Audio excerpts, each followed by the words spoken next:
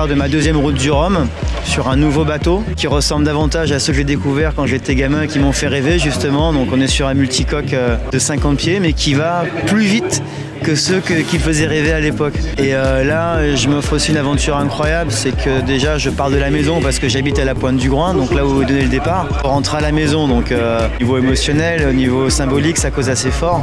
Puis j'ai la chance de pouvoir offrir l'image du projet à des personnes qui manquaient de lumière, patients atteints de sclérose en plaques. Et c'est vrai que cette identité qu'on a donnée au projet est très forte. Les témoignages qui nous apportent, ça charge fort les bagages pour bien voyager. On est très fiers qu'un skipper de talent comme Thibaut porte l'information, la sensibilisation sur la maladie et que les 100 000 patients le suivent et l'encouragent régulièrement puisque ça fait partie des petites pensées qui sont émises régulièrement par Thibaut à leur endroit au cours de ces courses larges.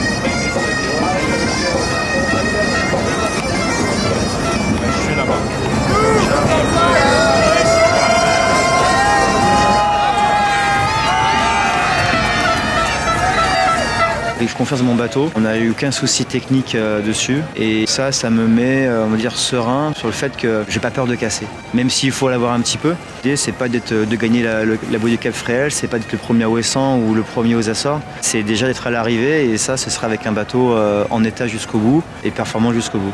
À la course en solitaire, c'est se retrouver au cœur de quelque chose qui peut parfois un peu nous dépasser, mais de trouver des ressources pour qu'on arrive à passer tous les caps un peu difficiles et en restant en compétition parce que c'est une course, c'est de certes savoir gérer une machine pour arriver au bout, mais de la faire toujours aller plus vite que les autres parce que l'enjeu c'est de gagner. Et tout ça en solitaire, ça donne un piment incroyable, c'est une notion de défi que j'ai encore rarement connue. Je crois même que j'ai rien connu d'aussi puissant que ça.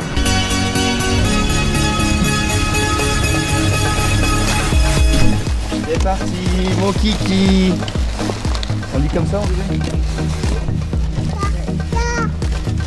On profite de ce cadre idyllique pour démarrer la journée tranquillement avec Suzanne. Comme si on allait faire un petit dimanche cool, normal. Parce que dans 4 heures, ce sera plus normal. Petit calme avant la couille de tout à l'heure. L'équipe que j'ai autour de moi va largement contribuer à mon équilibre mental, à ma sérénité, sans parler des proches aussi. Là, dans l'histoire, j'embarque ma chérie, j'embarque ma fille, qui doivent aussi accepter ce que j'ai décidé de faire. Puis une fois que tout ça est rassemblé, avec aussi des partenaires qui ont compris l'essence du projet, qui s'inscrivent dans une dynamique positive pour mettre en avant une cause plus que ses propres galons, donc sa propre image. C'est quelque part apaisant sur la pression qu'on peut avoir à bien faire. L'aspect physique, c'est connaître un peu son organisme, bien le gérer et se reposer quand il faut. Sur 10 jours de course, je vais dormir en moyenne 2 heures et demie par jour, donc il faut savoir bien dormir. Tu n'es pas qu'un outsider, tu vas être le challenger, le leader. En tout cas, nous sommes tous derrière toi. Nous, sur les bateaux, les navettes, les armateurs et tous ces malades. Et nous croyons fort en toi et je sais que tu as la banane et que tu vas les exploser. J'espère qu'il va garder le cap et qu'il va avoir confiance en lui et en son bateau pour arriver de l'autre côté. Allez, vas-y Thibaut. Vas-y Thibaut. On est avec toi. Aujourd'hui, c'est le départ. C'est incroyable d'être là. Merci pour ce que tu fais.